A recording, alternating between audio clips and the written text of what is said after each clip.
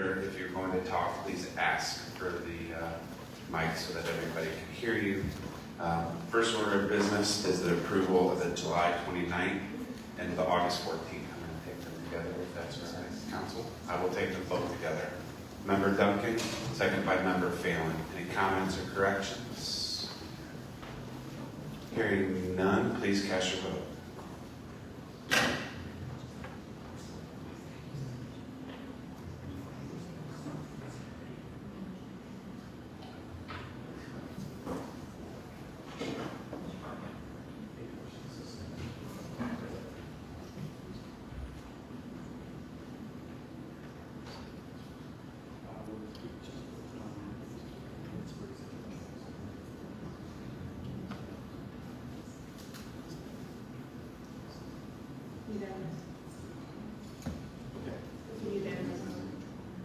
Unanimous vote.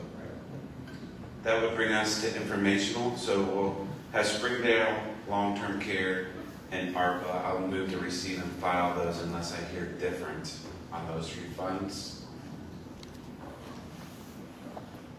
Seeing none, we'll move, or in the enterprise zone report, we'll move to receive and file. First up, we have Denise Moore with the Minority Business Development Center to give her report. So welcome, Denise. Thank you.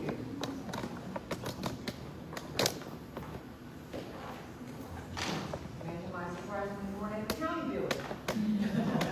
Sorry. I'm staying in the elevator, like, check my room. Oh, there, Denise, mic, use the mic, or turn it off. Oh, right, turn it off. Am I on? Good afternoon, everyone. I have a presentation, but I didn't send it, so I have it on a thumb drive if someone wants it to display. If not, Andrew Allen has it in his email. He'll get it to you later. No? Okay. So thank you for having me. I'm Denise Moore, the CEO and founder of the Minority Business Development Center under the Black Business Alliance. Many of you have seen me here before making a report because you have been, we have been graced to be able to receive a sponsorship from the county. And it was, I will tell you, it was particularly important this last couple of years because we lost $150,000 due to political winds that are blowing now in the DEI space. And so that took out, for a small organization like ours, it was a lot. And so what your contribution did for us was to allow us to continue to grow our workforce development area. And also, because of the clients that we serve, there was a great need for some type of financial, I call it financial wellness program. You know, a lot of people hear financial literacy. Well, financial literacy are the little rooms in the house of financial wellness. So, budgeting, becoming bankable, credit, all those things that could impact your ability to get a job nowadays. And so we were able to leverage your funds, with also funds that we received from Wells Fargo, to establish that financial wellness program and to build out our workforce development program. What that has seen, what that looks like is that we have an individual who goes every other week to the Adult Transition Center, and she takes her computer and she helps folks who are about to be released with their resumes. She does interviewing with them there, although with other people around it's kind of nerve-wracking for them because she's teaching them how to interview well. We have a lot of the, not a lot, I'd say about 5 to 8 who are residents of the Transition Center who come to our program in the evening. And they are dropped off and they're picked up after the program's over. And everybody understands where they're coming from, but they are so passionate about changing things for themselves that a lot of times it's just them in a session. And so they are particularly being interested in the financial literacy that we're providing because a lot of them have been away for a while, and a lot of the things that they're learning, they wouldn't have gotten anyplace else. So that's what you need to know what your funds are being used for. On the PowerPoint, it's a beautiful PowerPoint. What you won't see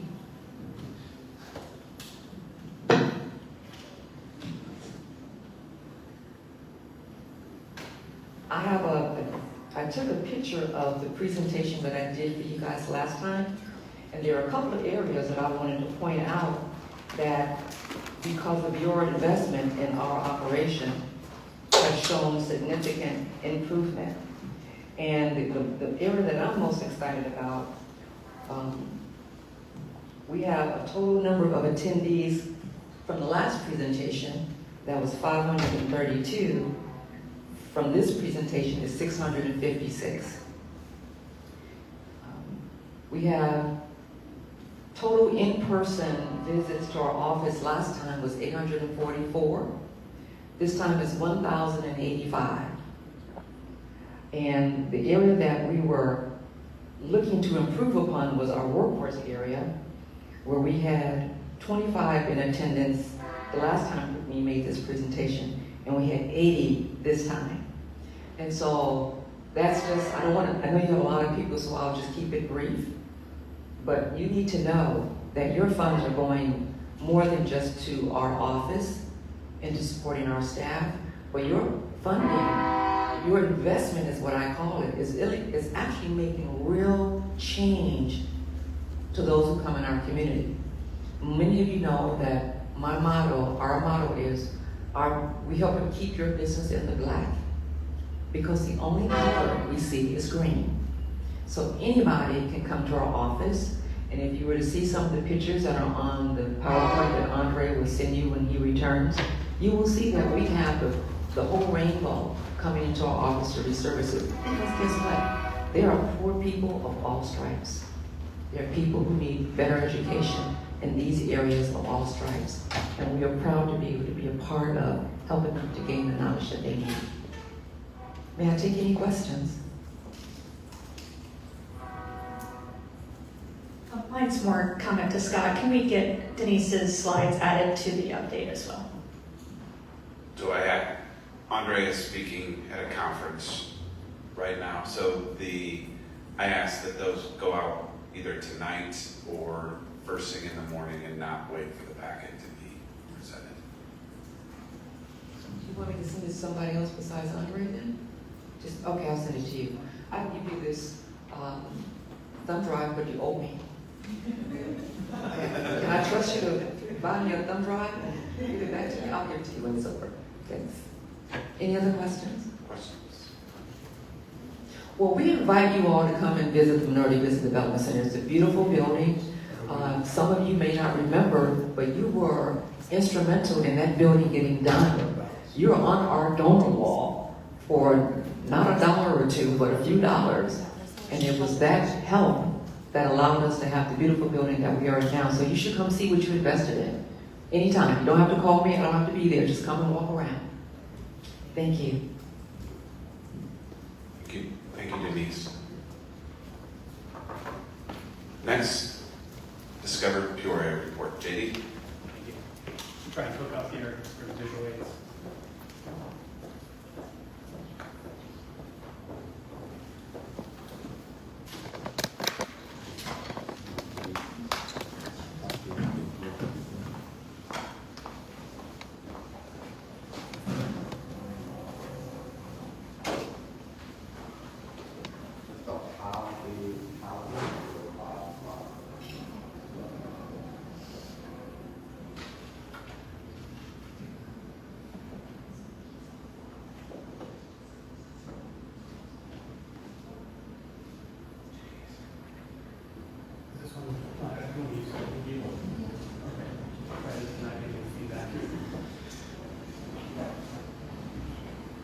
Okay. Thank you very much, Mr. Chairman, for the opportunity to be here. We're excited to give you an update. I'll try and be brief, about 10 minutes long if possible. I know you have a busy agenda. What we have here is an update based off our partnership. Thanks to your generosity, your partnership, and most of all your trust in the Bureau to have this partnership to emphasize Peoria County assets, the municipalities within, and ultimately driving the economic impact that we provide for our residents. So as in brief, we show up every day to promote the Peoria area as the most desired destination for wholesome, memorable experiences. You don't see a convention mentioned, you don't see visitors in that mentioned, because when we look inward and who we really represent is our residents. And any resident and any visitor can spend money in our communities and our assets for wholesome, memorable experiences. When we dive a little bit deeper, we want to become, or as an industry leader, we promote our region as a desired destination for visitors, contributing to the economic growth of the communities we represent, enhancing the quality of life for our residents, and amplifying pride across our region. If you were to ride the elevator up 2 floors in Twin Towers, our elevator speech would be, we promote the Peoria area to attract visitors and grow the economy. Benefits of partnership. Here's our statistics we're showing here are on a calendar year of 2024. And talking with the city administrator, or county administrator, asking which time frame of the analytics we want to present. This is mostly in the calendar year 2024, based off the partnership we've worked on. But our work has continued in 2025. In Peoria County, the hospitality businesses in Peoria County total 675 Peoria business listings. 67,000 views on discoverpeoria.com and 3.3 million Google impressions. This is not just by organic work, it is also due to promotion of these assets on Google search engine optimization, SEO for short. 249 business listings from 12 other municipalities on discoverpeoria.com. So looking through here, Peoria County, Bartonville, Bellevue, Broomfield, Chillicothe, Dunlap, all those listed there are combined in there I think that's for Peoria County. Those combined received 24,000 plus 922,000 Google impressions. Those are a lot of stats. When we get to some fun stuff, we have show and tell today. Our social media promotion is a big arm of what we do. Again, not just pushing content out, but boosting this content for eyes and interests similar to what we push out. We have social followings of 27,000 and had 2.3 million impressions on social content in 2024. You can see the various social media platforms in which we've pushed out content. I'm also happy to share this content with you for the record if you need it, for the chairman if you want it for it.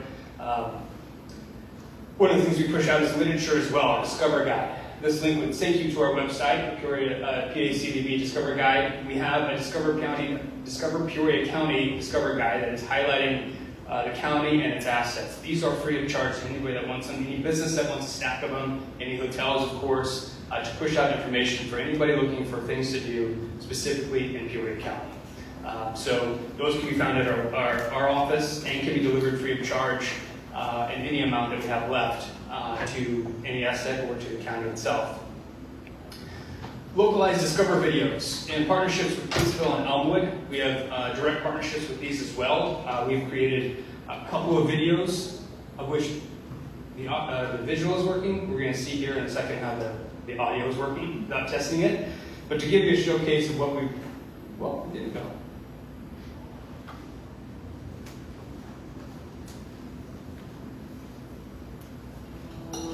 Video here.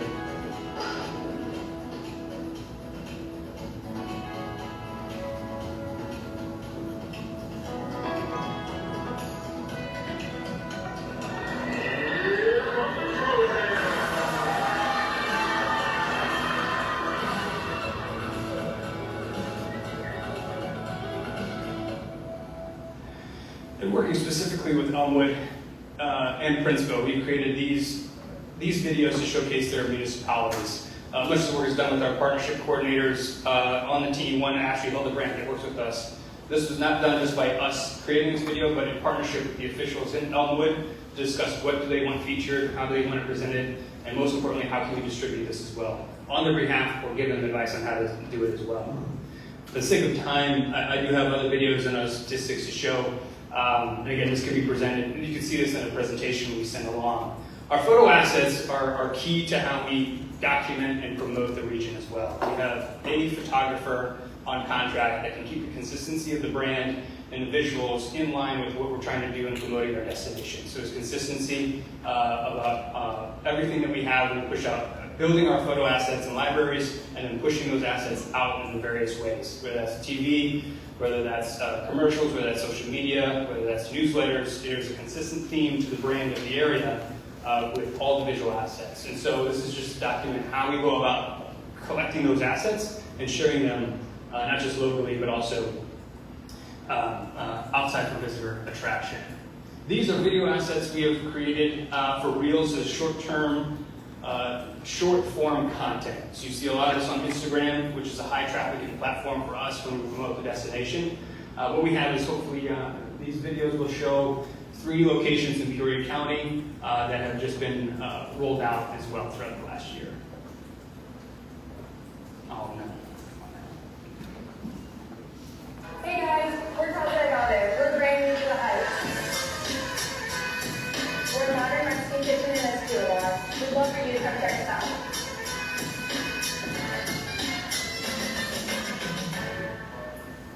Casa Agave in the Heights represented. You'll recognize this location.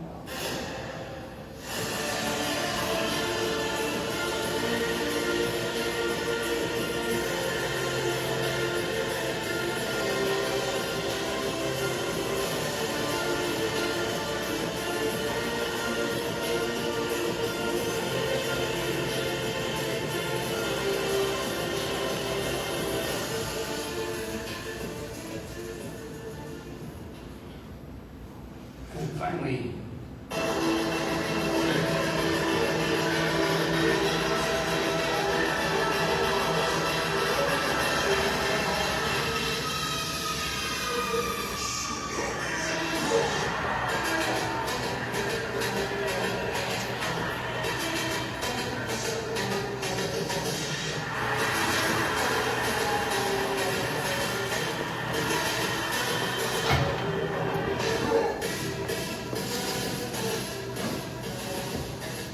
so again, I just highlight what we're promoting, what we're capturing, what we're pushing out is to drive the understanding of both residents and visitors to spend money. All 3 of those attractions can tie together experiences for both visitors that we're pushing out to attract here, but also residents like myself, my family, and others in this room that spend time in our restaurants, in this facility, and also at the Civic Center. Additional promotional efforts include our hotel leads sent from Discover Peoria. Much of this is a marketing show and tell, but what you need to know is that the engine that drives most of this economic opportunity is the conventions and meetings that we're driving to the Civic Center and even to our hotel properties, including also Louisville Slugger, which I argue is almost a second Civic Center driver. If we think of the traffic through doors and admissions and spend, trying to promote those with leads. And right now, actually, we have somebody in Miami with record amount of meetings for planners to come here to Peoria and with future meetings.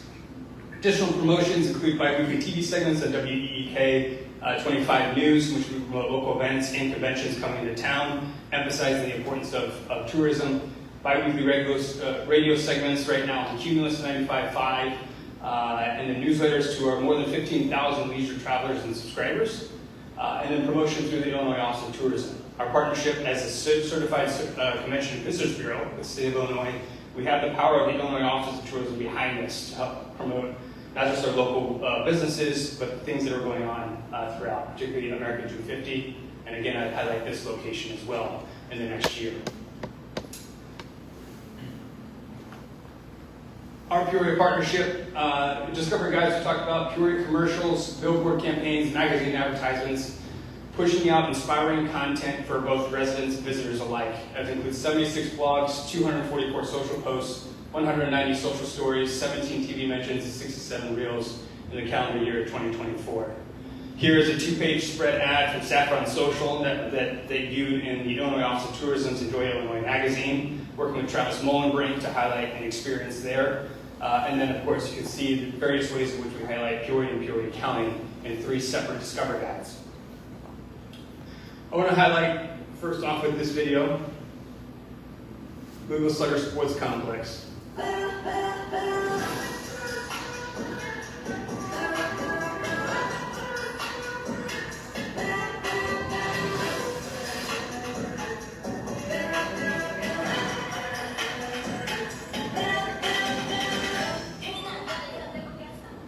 So showcasing once again how we promote this facility, and I want to draw emphasis to the traffic again, to what Louisville Slugger draws, as well as our partnership with this facility and the hotels particularly around it.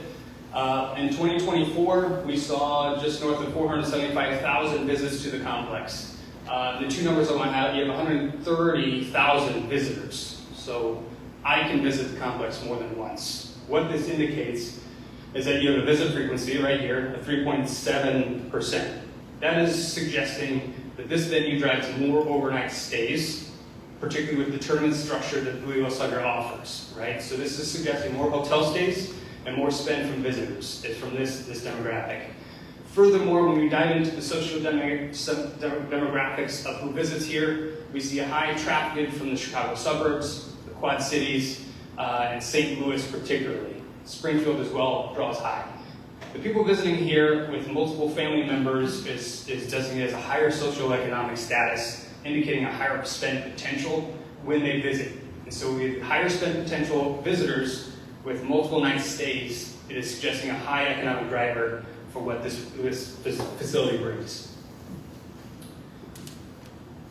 If I get them. Next slide. Our Civic Center. Okay, I'm the assistant stage manager of the Wicked National Tour.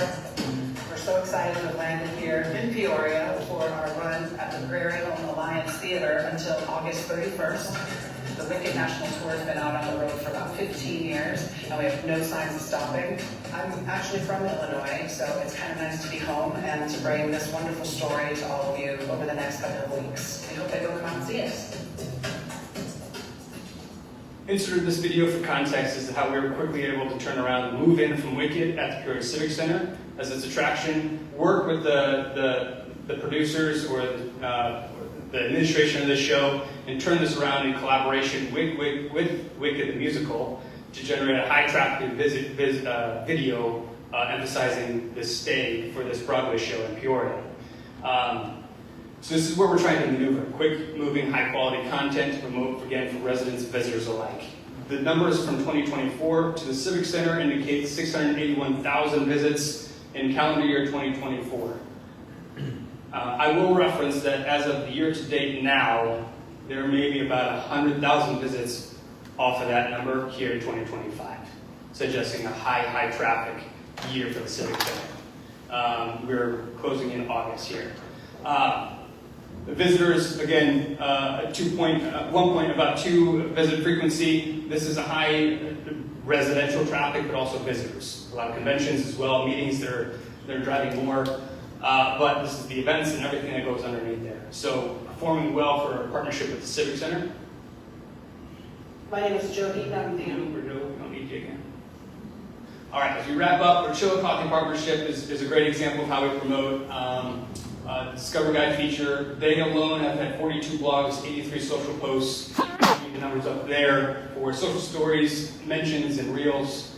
Elmwood partnership, Discover Guide feature. You can see the numbers there. For Elmwood alone, 25 blogs, 48 social posts, 18 social stories, and furthermore. Princeville is another example of these partnerships within Peoria County.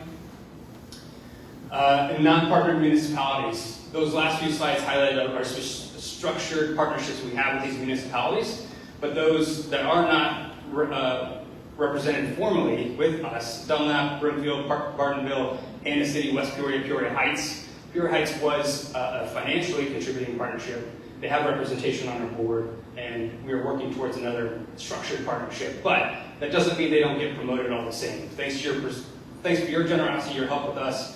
We're able to provide these emphasis to driving visitation and awareness of these cities within Peoria County. Rushing through that, I conclude here, keeping in mind our time, but also happy to answer any questions you may have regarding our work and our partnership.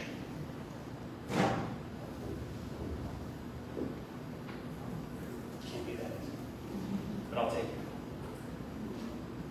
Okay. Let me send this presentation over to you if you need. Okay.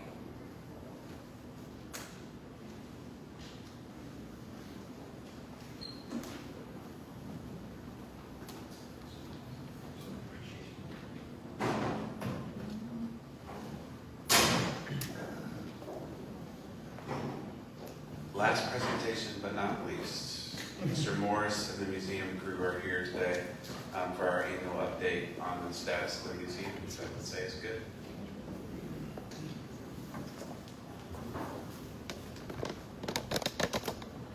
Thank you, Mr. Chairman.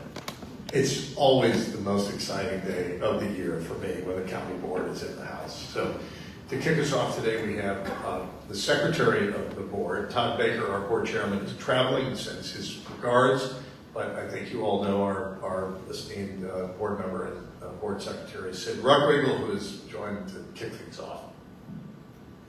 Well, first of all, let me welcome you into your house because you helped make this a reality.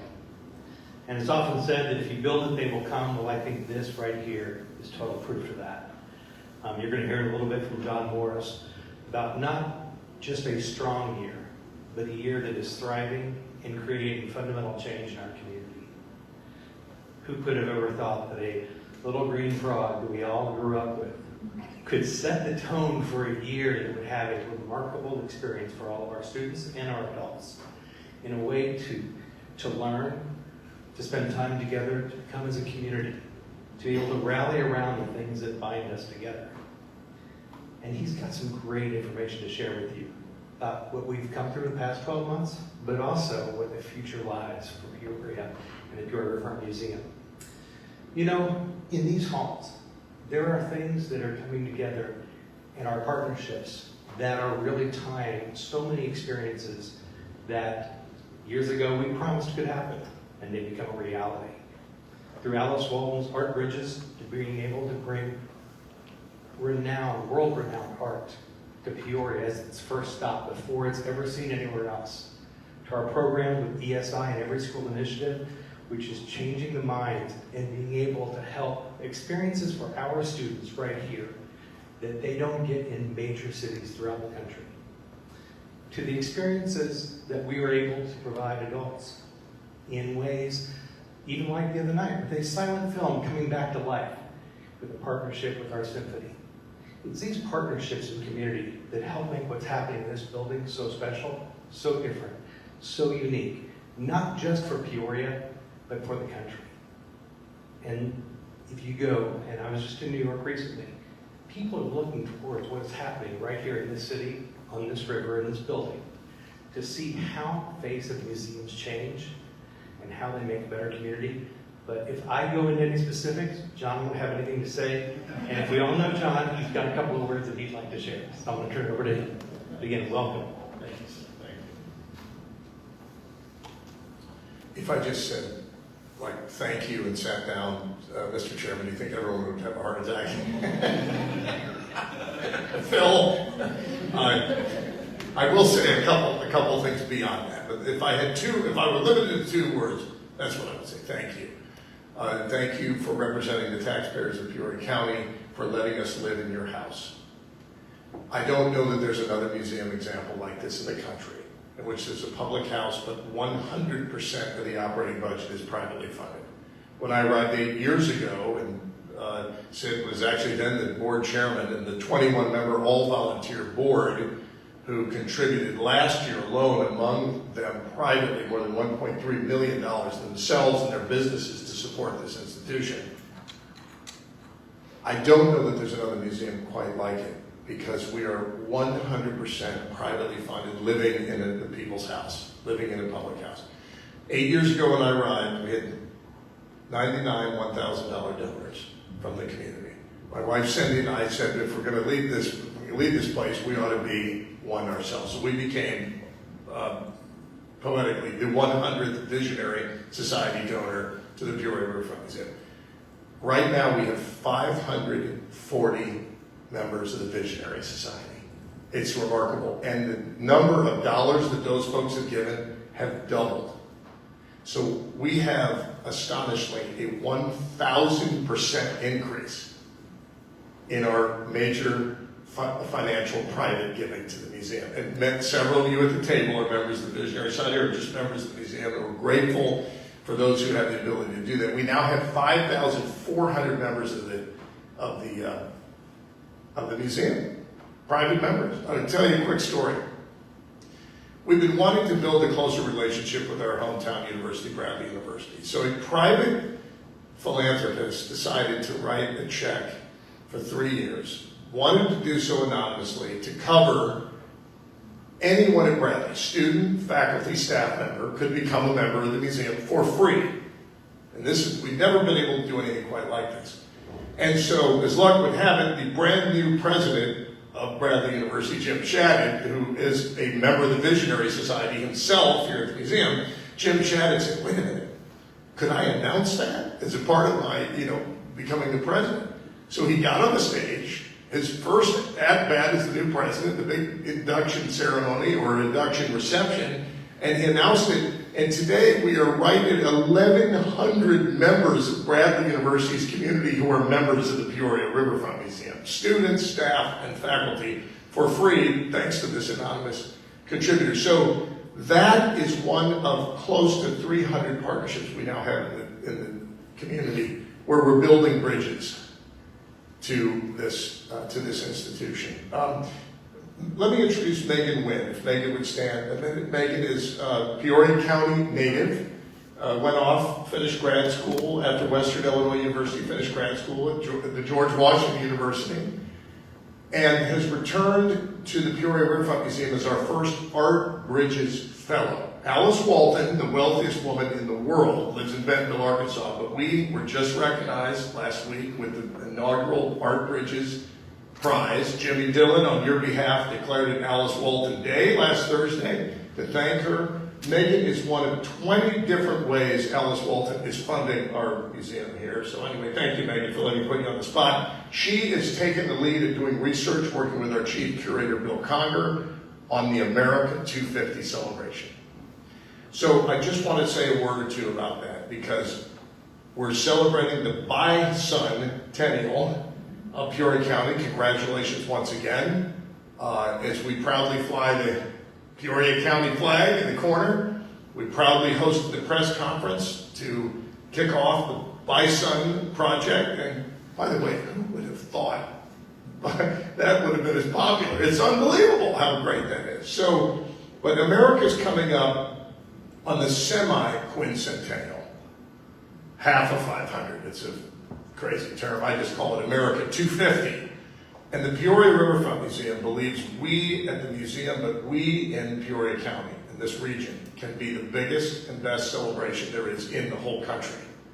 So we've set out now to program exhibitions at the unbelievable levels, bigger than anything we've ever done. And the flagship exhibition will be called The Promise of Liberty. Ken Burns, the filmmaker, has signed on as our guest curator. Remarkable. Only one museum in the country where he's doing this as the guest curator. We have secured now and announced publicly the 1776 printing of the Declaration of Independence, the reason for the 250th birthday. We announced last January on the observation of the birthday of the Reverend Dr. Martin Luther King Jr. that we were bringing the original 1963 mimeograph of the March on Washington speech, I Have a Dream. And in fact, a sneak peek is upstairs in the galleries right now. And last week, at the Public Service Appreciation Day, we announced we're bringing the original printing and signed copy of the Emancipation Proclamation, which of course relates to our own Abraham Lincoln. There will be more than 70 documents about the promise of liberty in the United States on display in this building starting January 31st next year for the entire year of the Promise of Liberty exhibition. We're also doing an exhibition called Joyful Resistance. It's about the continued path, particularly in Black culture in America, and rights, civil rights, expression through the arts. Will have the most important art, Black culture art we've ever had in the history of Peoria will be in Joyful Resistance. And Everly Davis, our Director of Community Engagement and Assistant Curator, is curating that. We'll be announcing on September 11th this year a major exhibition. And I'm not going to tell you what it is because the media is standing by, ready to report. but it is one of the most incredible exhibitions we've ever done. And so stay tuned for that announcement. This museum is the community's gathering place. This museum is the front door of the community. We take tremendous joy and pride in identifying every single person who comes through as an opportunity to help unleash the full talent and genius that there is in every one of our children, every one of our families, every one of our senior citizens, every one of our programs we do. More than 32 exhibition spaces, the largest film society screening in the nation with 1,000 film showings last year alone. And a planetarium that's, anybody ever been in the planetarium? Outstanding. So Mr. Chairman, I know we keep you up to date. Does anybody get an email from me every once in a while? Because we send out about, I'm not kidding you, about 14 emails a week, depending on whether you're in one of our 10 affinity groups. But we love to communicate. We love to deliver positive and uplifting content. There is much more to come from our museum. Sid mentioned it earlier, but we are beginning, Mr. Chairman, to really fulfill a role as a national museum. It's based right here on our river, but a national museum. The recognition from Art Bridges at a national level, the connection with New York City's American Museum of Natural History. 5 projects now with the biggest science museum in the Western Hemisphere. The list goes on, and I promise you folks, through the private philanthropy of these thousands of people who believe in us, the best is yet to come. So after the meeting today, once you're finished with the joyful resistance of that was a play on the name of our title of our coming exhibition, of whatever the policy discussion that you will have, I invite you all, I'll come back in and I'll invite you all to join me with the world's largest dinosaurs upstairs, the sauropods, the fat-bodied, little-headed, plant-eating creatures that represent the longest necked, largest land-dwelling creatures ever. And this exhibition upstairs finishes up in about 2.5 weeks. It is the preeminent exhibition on the subject of the sauropods. You know, if you woke up this morning, Linda, and said, sauropod. Sauropod. I have with me my colleague, Kate Sturman, who many of you know, Kate Newmiller-Sturman, who's been with the museum 28 years, our chief strategy officer, does so much for us, and our chief operating officer, Matt Duffenbaugh, part of the 34-member team, full-time, and another 30 or so part-timers who just make this place sing. So 4-hour lines. 4-hour lines. People came from Maryland, Dallas, Texas, West Virginia. They came from Wisconsin. They came from the upstate Illinois, because we had something they didn't have. 4-hour lines for Jim Henson. And anybody here saw it? Did you get to see Jim Henson? A few of you around the table got to see Jim Henson. Jimmy was here with his family. I took Mr. Chairman. I remember taking you through. It was a wonderful day where you said, we've got something, folks. We've got this incredible storytelling capacity in this museum, and we've got it with private philanthropy that makes it possible in your house. So I just, from the bottom of my heart, on behalf of our board, say thank you for letting us live in this house every day. Big, big things to come for us all. Mr. Chairman, thank you. Thank you, John. Questions?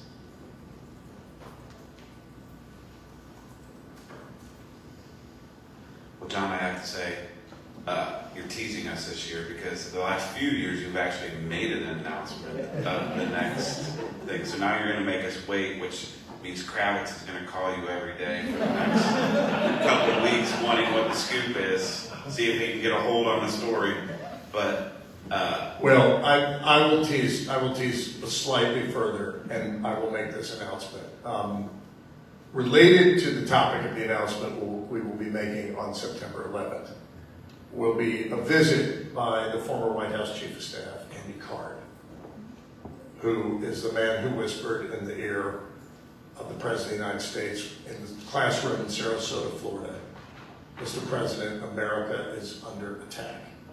We'll have more details to share, but next year marks an anniversary of that attack. And that may give you a little insight, little clue as to what we're up to in telling a story that 40% of the American population was not born or has no conscious memory, too young. 40% of our population think about that, of the events of that day. And there's the promise of liberty, there's a price of liberty. So stay tuned, we'll have a big announcement about what we're up to, and that announcement will be made with the help of Andy Card himself, coming to Peoria on September 11th. So, Mr. Chairman, thank you. Okay, now you got Andy a little bit more, but I appreciate what all of you do to serve our great county, greatest county out of 102 in the great state of Illinois. I appreciate all you do day in and day out. So thank you and God bless. Appreciate it. So John, to you and your staff, you're top notch and doing great things for the community. And Sid, to you and the rest of the board, you've done a remarkable job, leadership of both the museum and the board, for promoting Peoria, getting people here, showcasing what we offer.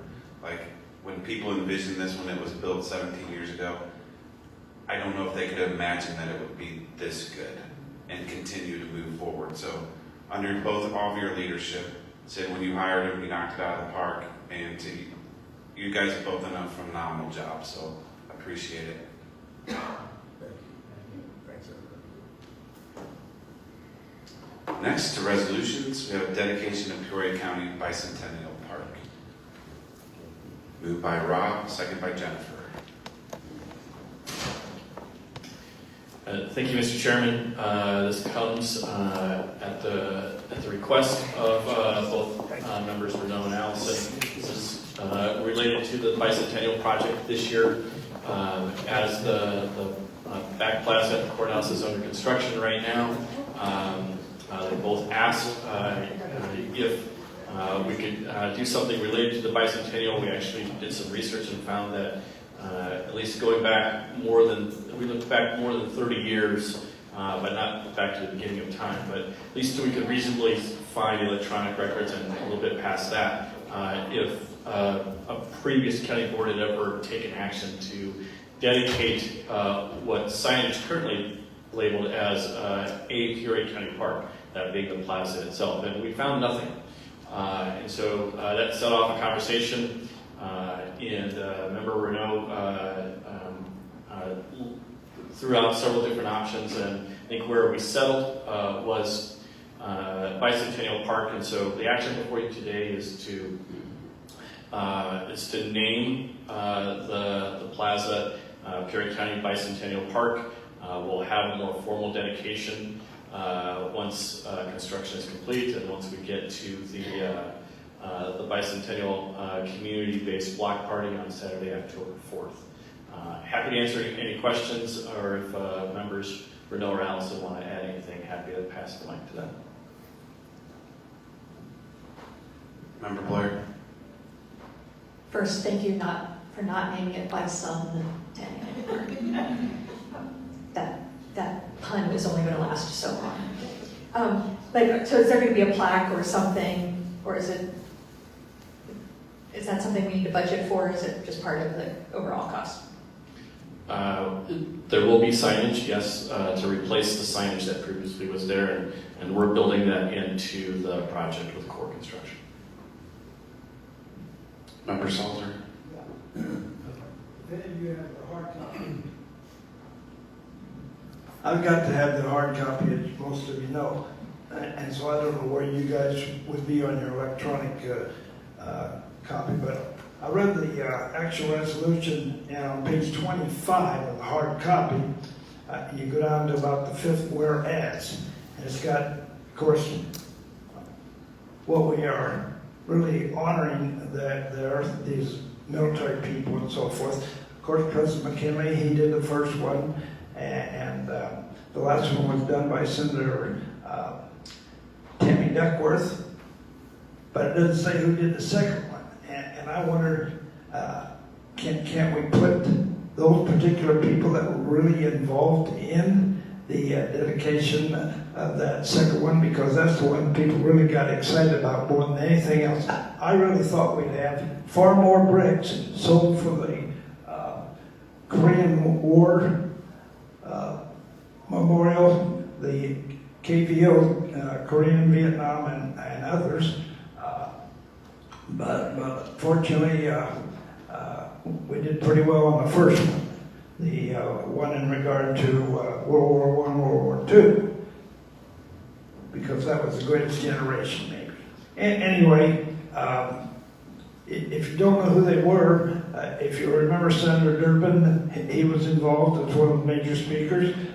Ray LaHood, who was our congressman, he had the honor of introducing the man who really dedicated the entire war memorial, and that was General Wayne Downing. And we've got our international airport named after him here, and I'd like to see his name on this resolution as well.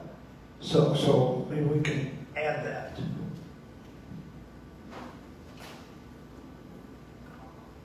And the answer is happy to from Mr. Sproul. Any other comments, questions?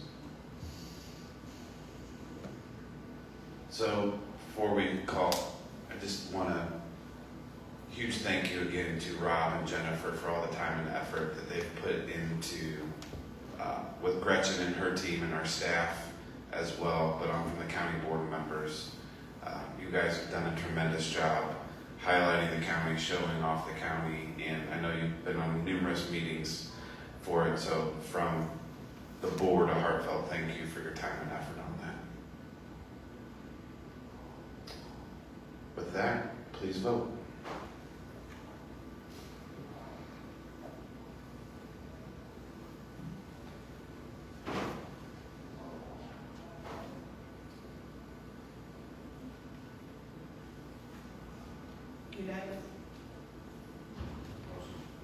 Motion passed, all ayes. Next, that brings us to amendments to Article Courthouse and Courthouse Square of the Peoria County Code of Ordinance. Moved by Member Allison, second by Member Rennell. Thank you, Mr. Chairman.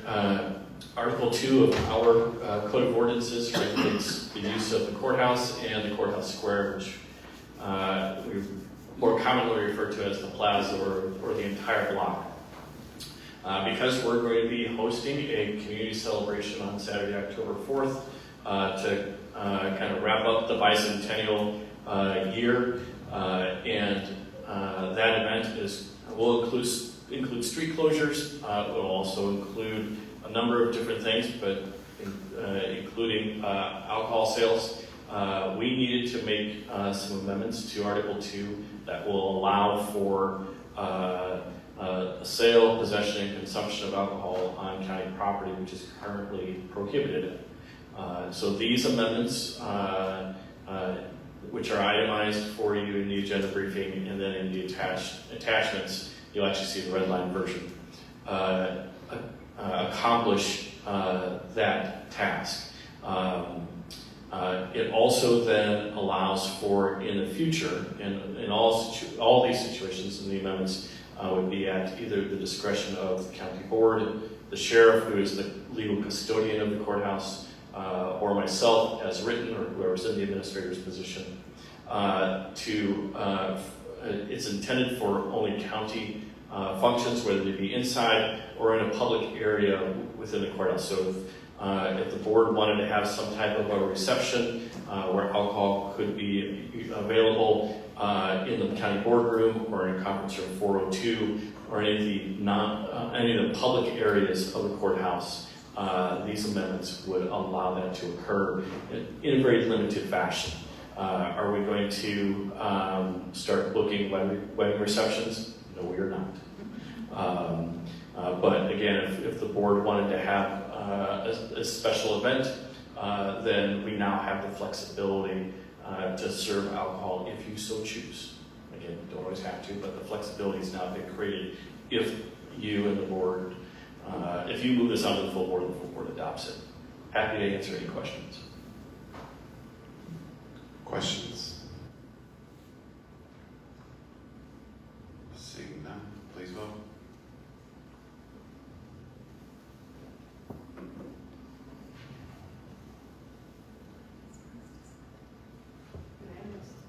Motion carried, all ayes.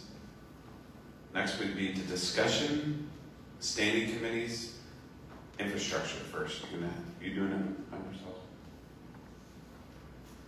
Even though I was not in attendance, and Mr. Kuss did a wonderful job, and he said for me to go ahead and report to the body, and so I will. Our first resolution has to do with a recommendation from our highway department in regards to hiring the engineering firm of Maurer and Stutz, who will be responsible for doing that phase 2 engineering of Voorhees Bridge, and that money is going to come 80% from well, the amount of the event of the job is going to be $102,914, and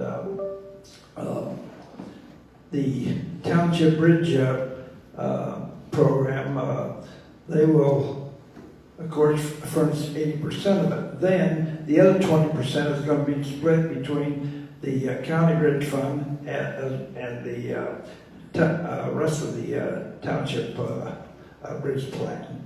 So that's our first resolution. Our second resolution is one that I've never seen a bid this close, but the bid has to do with that garage that was going to be torn down at the Health and Human Services, but instead it got its money from our capital projects, and so we took bids on it, and the first bid was Bishop Brothers, which has done a lot of work for us when we've had some disasters there in the courthouse, and their bid was $59,900.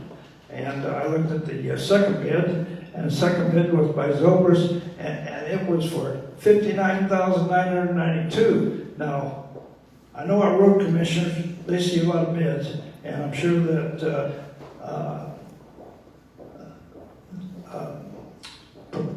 probably Mrs. Daly over there, she's probably seen a lot of bids for all the years that she's worked in government and so forth. The bid for the Zobers was $59,992. $92 difference in almost a $6,000 bid. Has anybody ever seen one that close? I've never seen it. So Bishop Brothers is going to get the bid on that one.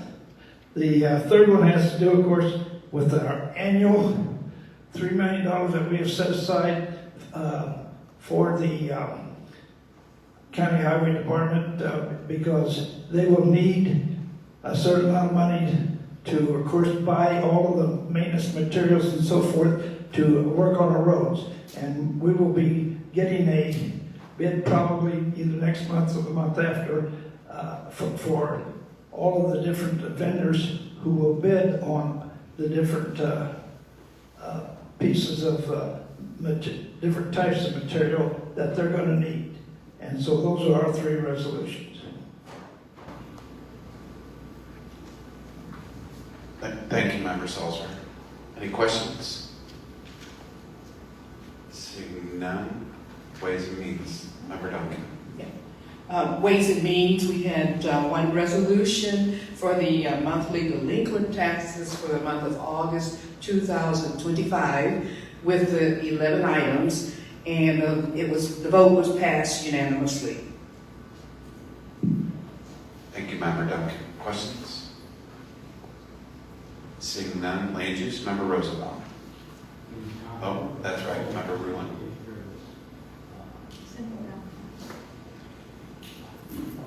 I'll do my best to be quick. The first zoning case was from Jerry Weaver at the Jubilee Cafe, rezoning a piece of property that adds 2.2 acres to his property for the purpose of future sewage disposal. The second one was a land split. Gregory and Kathy Pauli.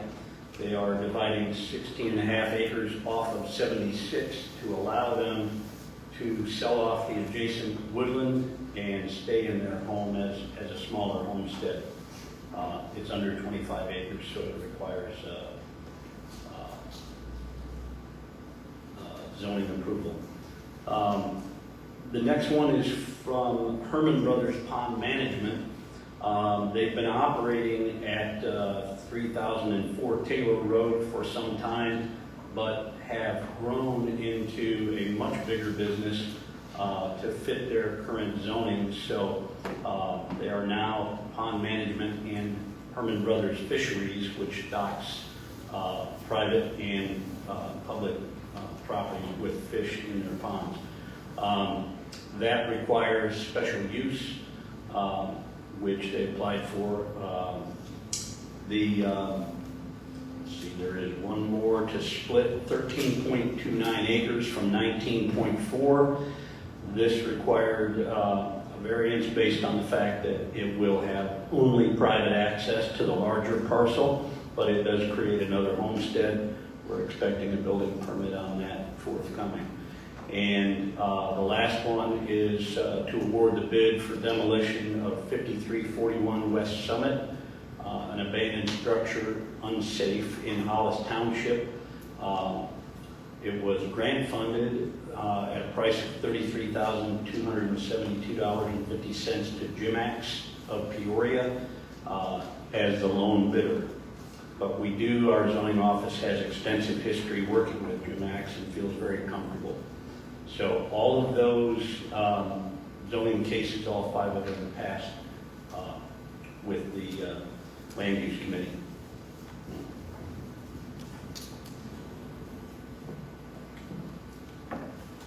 Next up is operations. Member Coates.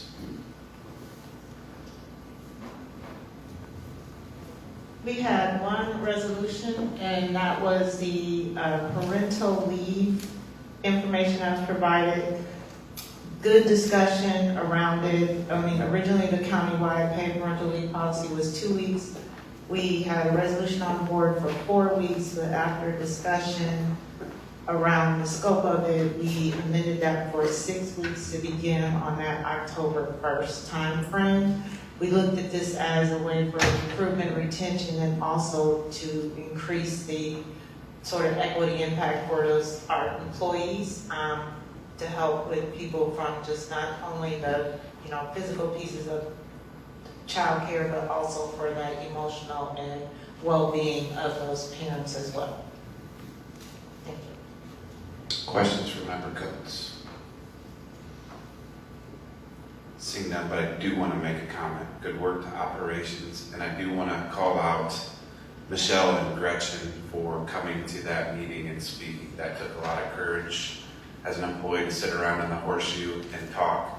And I think the board noticed and was appreciative for you to step out of that comfort zone of communications and actually sit there in the horseshoe and have that discussion in front of the board. So kudos to Michelle and Gretchen. And the county should also have kudos for the rest of the employees for you bringing even more attention to it. So, any other comments, questions? Health was canceled. Public safety canceled. Finance, Sharon? No resolutions. So bouncing around here too, we're going to do committee action, review of executive session minutes. Thank you. It's a recommendation of the state's attorney's office that all previously held executive minutes continue to be held because the need for confidentiality still exists, and to destroy the executive session audio recordings that are more than 2 years old, except for those that relate to pending litigation. Motion to take the state's attorney's advice. Member Salzer. Member Phelan. That's a roll call, right? Do you have it on there? Yep.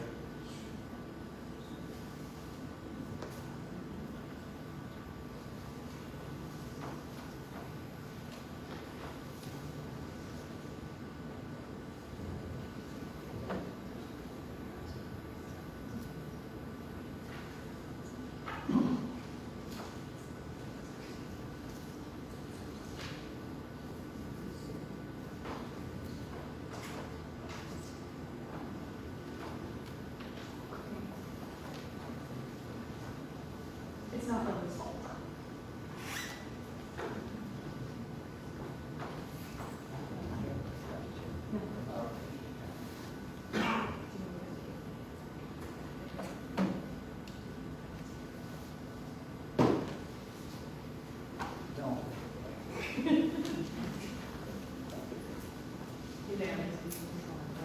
Unanimous decision. Next, I'll go to public comment, if there's any public comments. Seeing none, let's do miscellaneous now before I get to the jail operations. Anything under miscellaneous? Member Renault?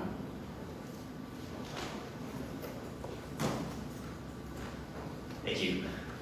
The mini bison competition is closed, so we will be getting a list of, with a very short turnaround, and if you don't vote, you lose out on this.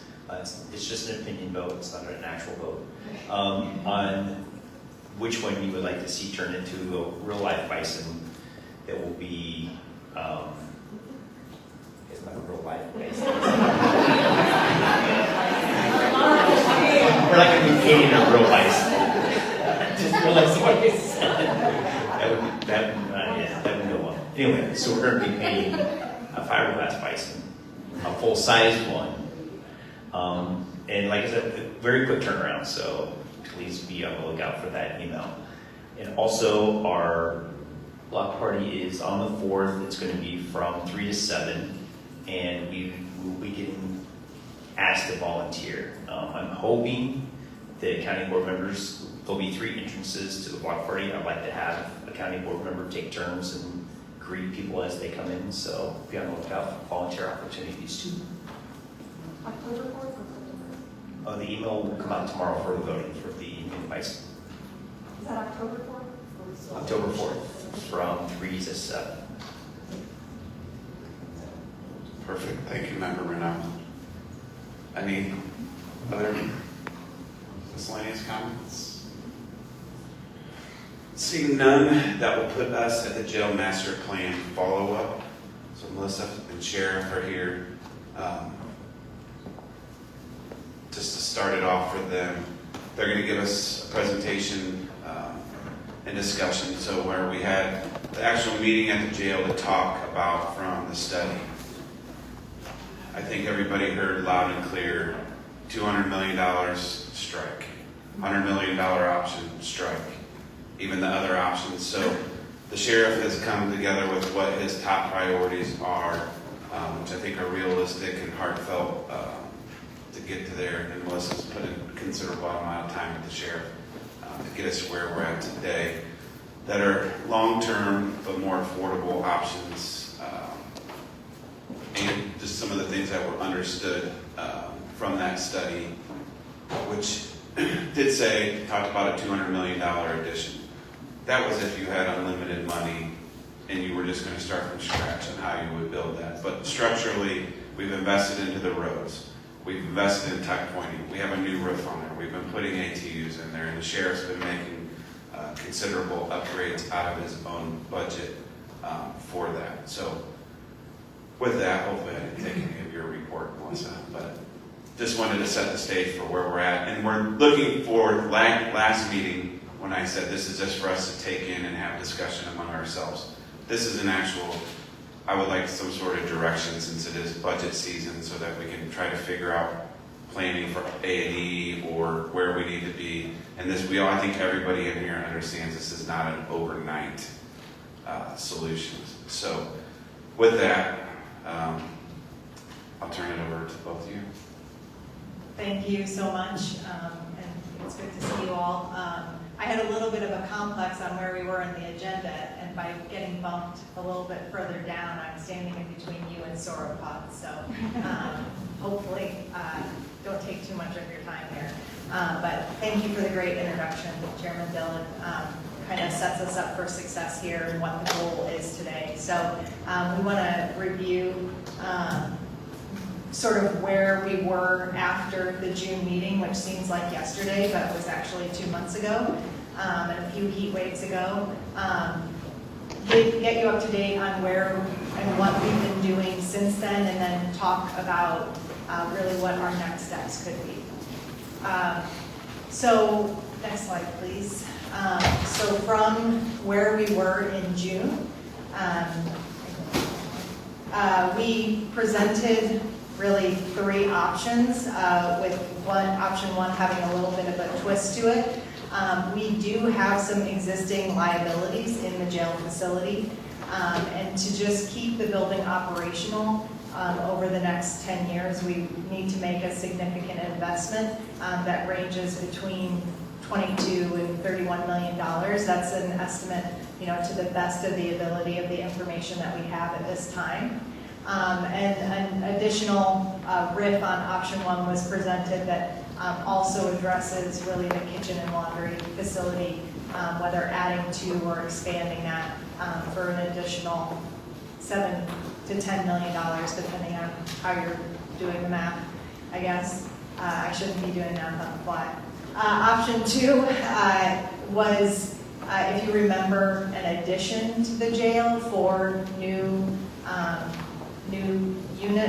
housing units, and also addressing the support space in the kitchen and laundry area for 107 and 100 to 130 million. And then option three was that new jail with a sticker price of more than $200 million. So as we pivoted to discussion with the board, next slide, it was easy to take option three off the table.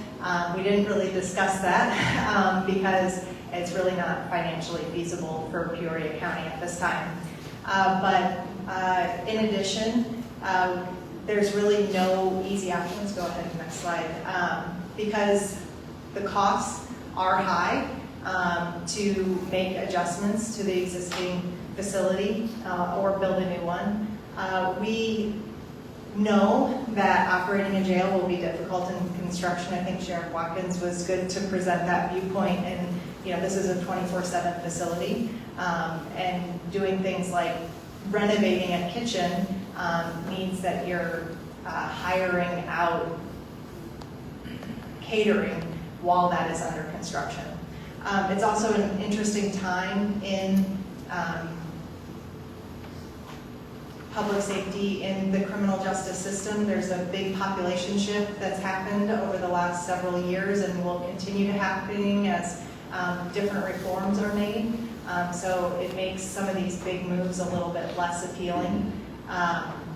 Lastly, we don't think, I think as a group, it's agreed upon that a voter referendum wouldn't really be supported. But we do have a structurally sound existing building that we have made some investments into that maybe we could work with. So based on that June discussion, I worked really closely with Sheriff Watkins to better understand the problem. And we started with a internal meeting in July. And we tried to narrow down the project priorities. We're not going to build a new facility. Really, a significant addition isn't financially feasible for us. So what do we really need to accomplish in any work out at the Peoria County Jail? And number one, let me step back and just address that the people in the meeting included our representatives from CGL and Dewberry, who worked on the initial report, Sheriff Watkins, myself, facilities, crew. So really people that are dealing with this building on the day-to-day basis are providing their input into this list, which is that we need to address the kitchen and the laundry facility. As you know, they're undersized for the amount of inmates that they serve and the amount of residents, because the kitchen is also serving the JDC. And they're also in poor condition, particularly the kitchen. We need to address the mechanicals in the building, all the way from the central plant to the plumbing fixtures that I think this board has probably talked a lot about in each cell. And then we really need to address the mental health needs of the current population. So those are the three priorities that are really important as we move forward. I also toured the facility to really get a better understanding of what the existing problems are, and that's something that I wasn't able to do before our June meeting, and really explore the square footage and how the jail currently operates. So this was presented in the June meeting, that there's a possibility of an addition for the kitchen and or the kitchen laundry area that could be built outside of the secured area and then connected when construction is complete. Anytime work is done in the operating jail, it adds a premium to the construction cost because of how the work needs to be done, who can do the work. So it might be advantageous for us to find an opportunity to expand on the jail footprint, to have construction outside of a secured area, and basically as the last phase and in the last minute, make that connectivity. There's also 2 existing gymnasiums that are located off of a central corridor that used to be, when the jail was originally built, this is 1985 portion, correct? For indoor recreation. The way the population has shifted, they're not really advantageous for that use anymore. So the gymnasium, one gymnasium on the west side is being used as storage. One side on the east is being used for programs. So they're not used for their original purpose, so it makes me think, okay, could they be something else? And then lastly, there's some underutilized square footage in the former day release area. This is where we met in June. This is a 2-story sort of wing that has the former day release area on the first floor and on the second floor office space for the sheriff's office. So both needed space but might be better utilized. So one thing that was really surprising to me after touring the jail is just the interesting location of the expansion in the 1990s. The central plant is located on the north side, and it is connected all the way to, the Sally Port and evidence area on the south side of the building. So there's a lot of efficiency lost, and would be interesting to have, an engineering team study that further. We have a reduced population in the jail that was presented in June, and that population shifts a little bit, and Sheriff Watkins can answer any questions about that. But beyond the kitchen, we really should be very careful about any additional square footage added to the jail, and that's because of these shifts in population.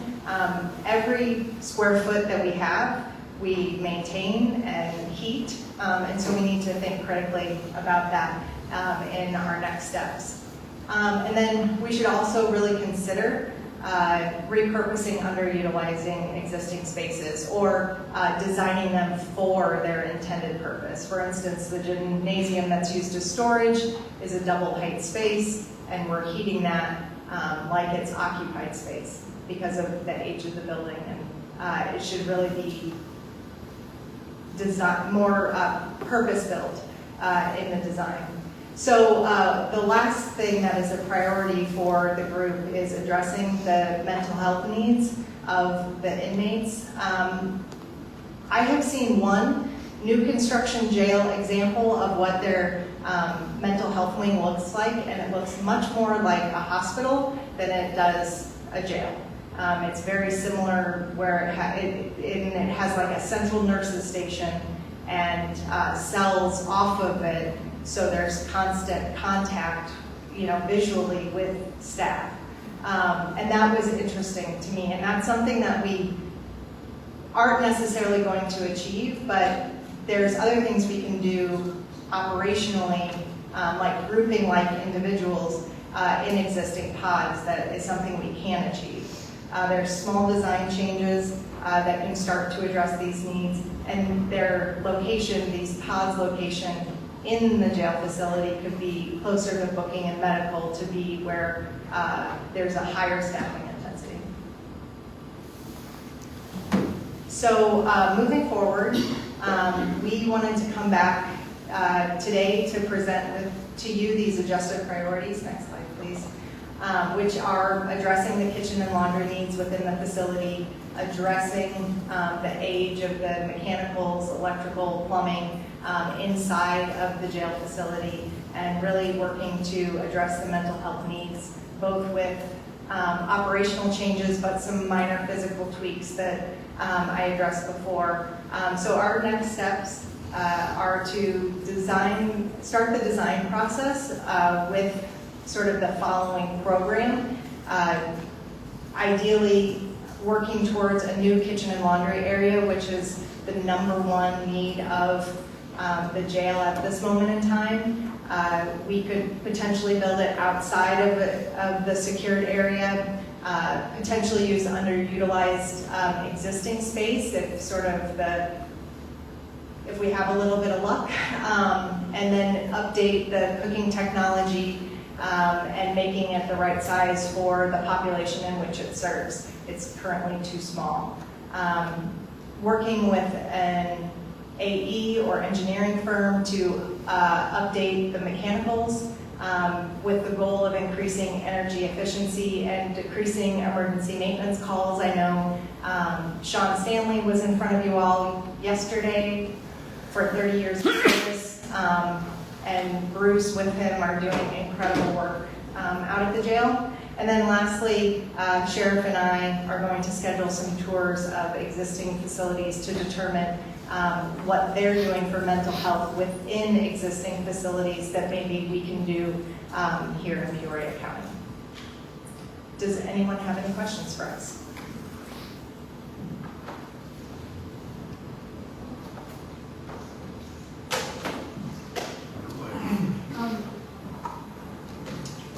In the past, we've had some tours of the jail that I was not able to meet, but I hate to waste the sheriff's time by just being me, so I didn't know if there were others who would like a tour, and maybe we could make an arrangement for that. Yes, if it's just you, I think Marcia put hers up. I never say no to a board member that wants a tour. That's great. I also don't want to have 5 individual tours, so we can set it up. Anytime. Jared, before you, can you just expand on your feelings about the report and everything in there so that everybody understands? Yeah, I think we've been making some good headway the last few months. I mean, we started this, I'll call it journey, 2 years ago. And it was kind of really slow rolling, but I give a lot of credit to Melissa and Kyle. They have been really good since they just newly started. They gave me a lot of attention. Yesterday, me and Kyle were just meeting with a local contractor for over an hour on another project at the jail. So we got a lot of good ideas for them on the mental health side of the jail. And so we're trying to do our homework also and be responsible. I mean, we're kind of dealing with the cards that have been dealt to us, right? I mean, there's not a perfect answer to this project at all. Would I love a new jail? Yes. We just know that's not feasible right now with taxpayer money. So I think right now the key is to buy time. So 15, 20, 25 years from now, we can go to the public and say it's time for a new jail, right? I think it'll be a lot more accepted at that time. So we need to buy time. And I think we can do that. I think it'll be under the lowest number you saw from the consultants if we do this right. And I think there's some good people out there that can help us. And I just encourage us not to give it to the lowest bidder. We need to pick the right people that actually have expertise in these areas to do this. I'm running out of time with my maintenance guy that's probably going to retire in a few years, with some of our key contractors who are out here every day. They're starting to get ready to talk about retirement too, so we cannot put this on the back burner. I have to have the board's full attention on moving forward sooner than later. We really need to focus on this. I know there's a lot of projects going on in the county, but I need your guys' 100% attention on this. Our kitchen is right now one of the main things that needs the attention. If it's building on, our consultant says we cannot renovate it. I agree with that. So now I'd like to do this in a couple phase project where we focus on the kitchen and then we start our renovation with the plumbing, jail cells, HVAC, those things. But I think we can make it cheaper than that. I'm not an expert at that, but I think if we do it the right way, we can. Member Blair. This is more of a comment. When members Salzer and Duncan and I were in Philadelphia for the NACO conference, we met with our lobbyist and said, is there any kind of funding? In particular, we were thinking for the mental health portion. He was pretty pessimistic, but he's going to keep an eye out just in case. And we're working on a couple options too, what that could fit in. Other member Renault.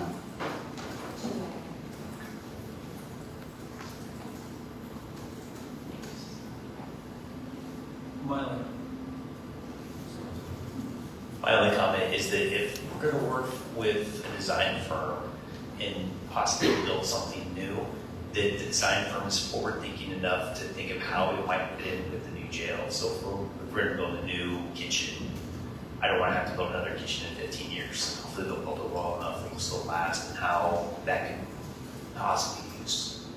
Again, that's my only ask. Thank you, Member Renault. Other comments? Member Phelan.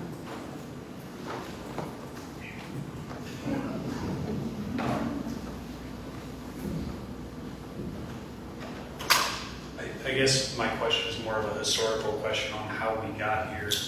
And what I mean by that is we paid a consultant a rather hefty amount to bring back to us a study that we've already declined several options on, and seem to be going a different route. So I guess my question is, are we satisfied with the work that was provided back to us, and do we think that that met the scope?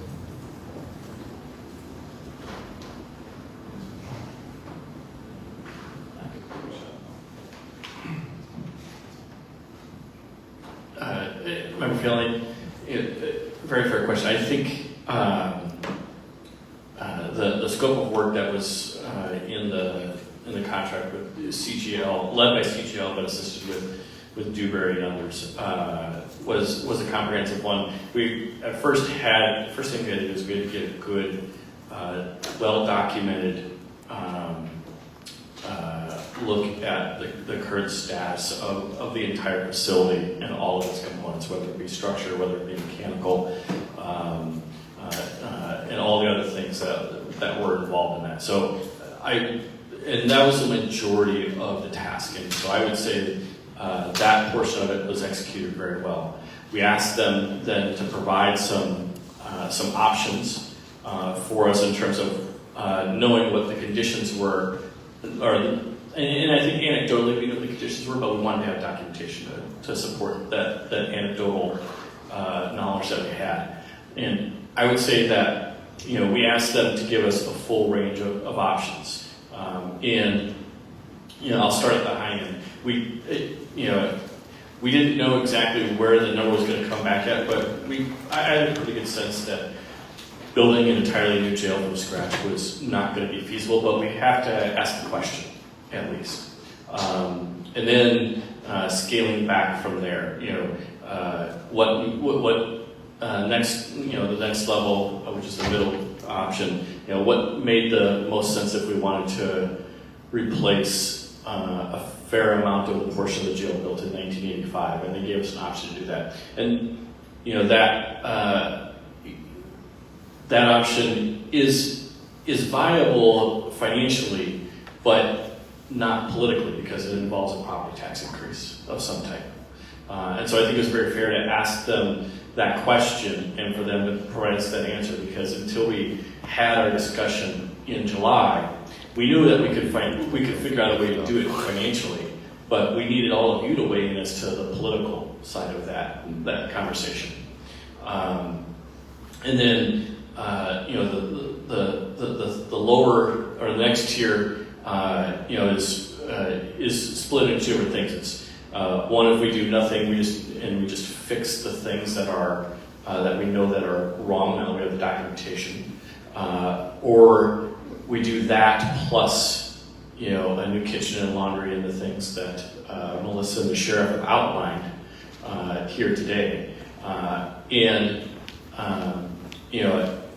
it gave us a good framework, it gave us a good base, and then I think we built upon that with what we have now. And also keeping in mind that we didn't have Melissa on staff when you awarded that contract, and I think she's brought a lot to the table since coming onto the team, and I think that's representative in both what her and the sheriff presented 2 months ago and what was presented here today. So I'm not at all concerned that we're going to take the information that was provided to us and use it to the best of our ability within the financial means that we have. And I'll add to the comment. I'll just address the elephant in the room. That presentation was less than impressive last month, and I think I've heard that from every board member, and that's a fair statement. Not to make excuses, the main person, the main firm, it had been multiple months to that presentation. He seemed to not understand that. And the secondary firm that was there, I know Sharon was in a meeting with them later. There was predominantly 2 people that worked on that report, and they were both on vacation that week. They should have pushed back harder and said, we cannot have that meeting until they were presented there. It does not mean they didn't know their stuff or go through it. That was people have bad days. That was a bad day and a bad presentation. But the meats of the report got us to where we're at with Melissa and the sheriff, knowing, collecting the data, the interview. Looking back, after hiring somebody like Melissa with her extensive background of facilities and adding Kyle to the team, probably something we could have done in-house, and that would have been an argument of not whether or not we should hire that outside or in-house. The predominant factor of hiring them was looking to hire somebody from outside of the area that would try to take a look at that without having the work involved. So it is clear to that firm when we hired them that there would be no further work involved for them on building that, I believe, unless they came back. But that was the predominant conversation, was to hire somebody outside eyes to look at that. I don't know of any board member I've talked to that thought that presentation was good. And I'm not looking to throw those firms under the bus or anything, but just is what it is at this point. But Sheriff and Melissa have put in, and we have the best countywide electeds. I mean, kudos to the sheriff for being a willing partner, working in there, making fixes with his budget to put in some work in there. And him and Melissa and Kyle, mostly probably him and Melissa at this point though too, but Kyle in there on the day-to-day of the facilities, and then the long-term plan, the hours that put in to get to the presentation, that refine what we want, to have conversations with Scott, Heather, finance and everything to figure out. We have numbers up here, but we never knew what we wanted. So now we know what we want, and we can work to what those numbers are. So I think the real direction that we're looking for today is, with the budget, is to put out the RFQ for somebody to do the design work that needs there. We do have a contract with PJ for CM and on the facilities. They do have extensive work on those type of facilities. That would be a question for the board, whether or not you consider that as separate or you roll that in part of the ARPA discussion of them being on the West Campus. But I think the general direction that they want today is to pick the team or start the process for staff to come back to us with their selections and the sheriff's recommendation of here's where we need to be for A&E and CM or hard bid or however we're looking at that. I will say the jail study that was done, one thing it did identify that I liked that really made a big difference was they did say we have a sound structure, because we really didn't know that beginning. So they brought their experts in. So that they did identify the problems and identified that we have a good structure. So that's 2 positives of the jail study, I would say. And the chairman mentioned PJ Hare. We found out yesterday that they have overseen the McLean County Jail Project, Champaign County Jail Project, and right now they are doing the Tazewell County Courthouse. I was extremely impressed with the expertise that they have in jails. And they are the GM, I think, in the Tazewell County Courthouse project. So I haven't talked to any other, I haven't talked to the other contractors, but they kind of won me over yesterday. We are testing them out with a small project to keep the kitchen going in the meantime. So we'll kind of see how that goes. But I am a huge proponent so far of PJ Hare. Danny. Or Mr. Fable. Two things. One, I asked last time there was an exclusion of the scope of work for fire suppression and IT, and I asked for some background if we could identify if both of those areas are up to speed or if we're going to have to make investments there. So just as a reminder, I bring that up today. Scott, if you could check into that, I'm sure you probably don't have it right now. And then the last thing I'd like to bring up is the public safety sales tax. We discussed it at the last discussion, and I'd like to know what we're intending to do to get those funds back to where they should be. So that's a conversation. I'll start a little bit, Sheriff, if you want to add to it. So it's no secret when those referendum was run, that was to build the jail addition, the JDC, and it could be used for sirens throughout the county.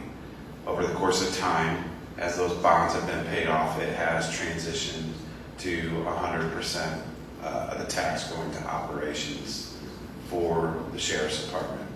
Now, with that said, I know a year ago, and we just had this conversation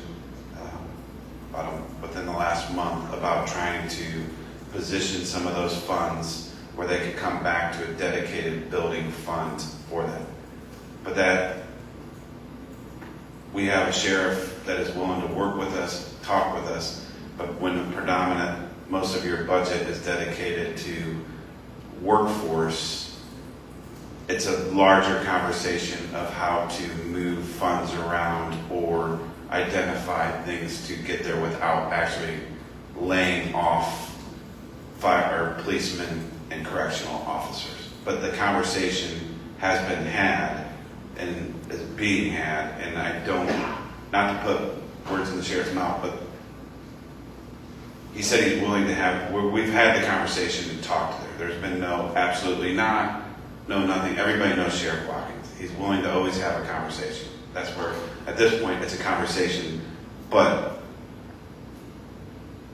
there's no clean way at the moment to just make one. So it's about $4.5 million a year, a little outright for the sales tax.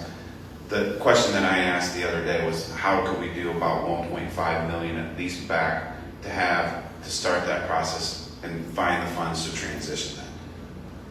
It's a starting point. We had the conversation a year ago, a little bit to approach it, a little bit more in depth this year, but it's still, it's a work in progress is where I would say from our conversation. Sheriff? Yeah, right now 15 FTEs open in corrections. We are getting ready to hire 9 to 10 here in the next 5 weeks. I'm really going to assess to see if that gets us to where we need to be.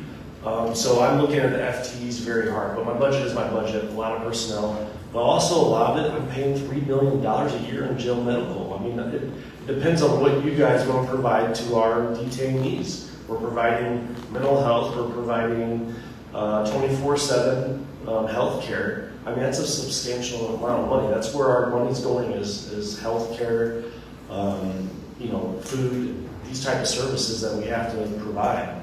So, I mean, my budget is my budget. You guys know I'm training well this year, but I'm dumping all that right back into the kitchen and checking some of these things off the list I've been discarded for 5 to 10 years. So I'm willing to work with what I have, but we'll see what that looks like probably next year after I get those 9 or 10 people in the door and keep them hopefully and see where my staffing is. But our jail population is fluctuating pretty crazy right now. I went from 250 to 300 within 3 weeks. Last summer I was at 350 at this time, so we are seeing it is trending down because of no cash bail. So, and that's another reason to talk long term.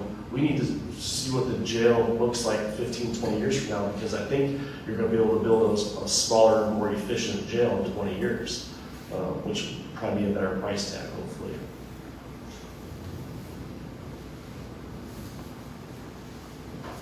You good? Member McCann? Regarding the jail population and the no cash bail, I feel like you shouldn't count on that as being 100% in your future, because it is just a state of Illinois thing, and we're already seeing the federal doesn't like it, and they're wanting all the states to do away with it, and it being just a legislative thing. We could go back to, at some point, a few years down the road, and have you require that, could we not? Just the regular, Yeah, who knows what we're gonna see the next couple of years. That's why I'm saying we need to buy time. Once again, we're buying time to see what this looks like 15, 20 years from now. So we just need to make do with what we got. I got some really, like the mental health part that you know is really important to all of us. And we have some really good ideas to transfer or transition two of our pods into a mental health pod. We're also operational wise, we're providing medication that we were not providing until just recently because of some loopholes we had to go through that's really helping our mental health population. So, and they're building an adult transition facility in Peoria that's going to be a secure facility for adult mental health. So there's a lot of things in the works. That's where I think we just really need to see what happens in the next 5-10 years. I think it's going to make and Illinois' population is going down. That's something the consultants pointed out too. When I first started in the jail, we had 520 detainees in the jail, you know, so over time, I do think you're going to see a decrease because population is also going down a little bit too. Further questions? So unless I hear different, general consensus to have staff start the process to bring that stuff for what the sheriff and Melissa have identified today. Good deal. Thank you. Thank you, Sheriff. Thank you, Melissa. So if anybody would like a tour, John says the offer still stands and he's ready to give a tour. With that, thank you. I know we had a lot on the table today, and I'm glad, so hopefully 314 here, that we could get it through and appreciate it. Meeting adjourned.